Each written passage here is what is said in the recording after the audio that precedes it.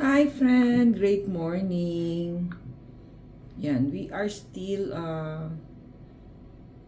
here in Tarlac today. Few days before Christmas. Work pa rin. So yung daily hope with pastor requiring natin today is, will I make room for Jesus? Prayer, that's a question for all of us, diba?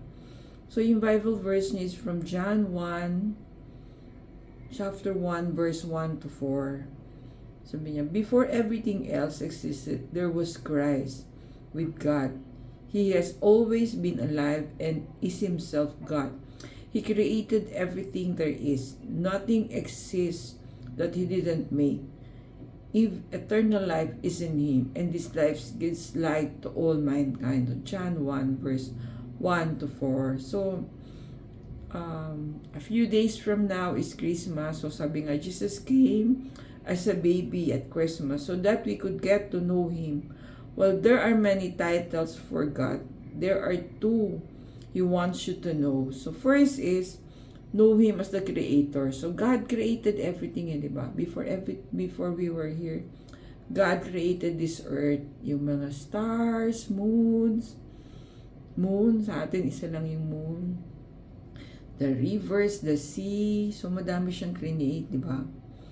And of course, God made you to love you and to know you. And He wants you to love Him and know Him too. So, both ways. So, paano ba natin makikilala si Lord? So, yun nga, the Bible is one tool or manual na tinatawag nila, owner's manual, that in order to understand Him, we have to read His words. So, in fact, because God created you, He's the only one who can show you the purpose of your life.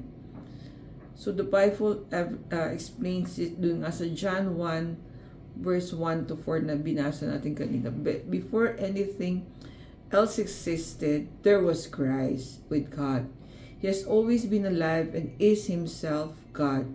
He created everything there is. Nothing exists that He didn't make Himself. Eternal life is in Him, and this life gives light to all mankind. So, yun nga, siyempre we all want to aspire to reach heaven and be with the Lord. So, kaya parang everyday we have these challenges, and the Bible is our guidance on how to go about finding our purpose, finding how do we go about all the things, the challenges that we face every day.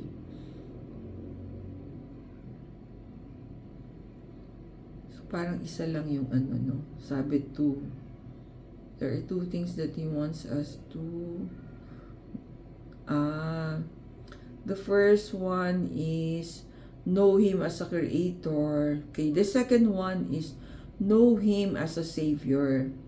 God didn't just create you, He also saves you. So, yun, as a creator and as a savior. So, He came for us. So, Christ died on the cross para nga ma-save tayo sa mga daily mistakes natin, sins that we commit against Him, against people around us. So, Jesus came at Christmas, so eventually could die for all our sins. Yan. So, parang kasi minsan paulit-ulit tayo, di ba, nagawa na natin, we ask for forgiveness, babalikan natin ulit the same sins.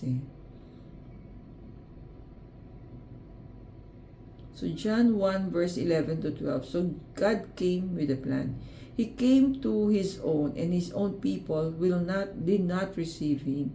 But to all who did receive Him, He gave them the right to be children of God. So, friends, mga friends, especially those in Indonesia, Malaysia, those who are watching us, know that God came for us, diba? To save us, hindi lang to create us, but to save us also para to be with Him eventually in the paradise or in His kingdom.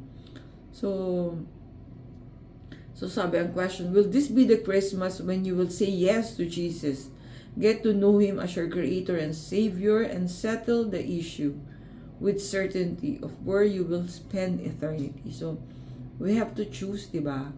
We have to accept Him as not just our Creator but our Savior. Parang it will not happen yung salvation natin if we will not accept Christ. So yung question sa atin is, how can you focus on God as your Creator and Savior this Christmas season? Ayan, mga friends, we have to accept daw nga si Jesus as our Lord and Savior in order to reach yung salvation na we are aspiring for, to join Him in His kingdom. Sabi niya, have you chosen to become part of God's family by believing in and receiving Jesus? Do you know with absolute certainty where you will be spending eternity when this life is over?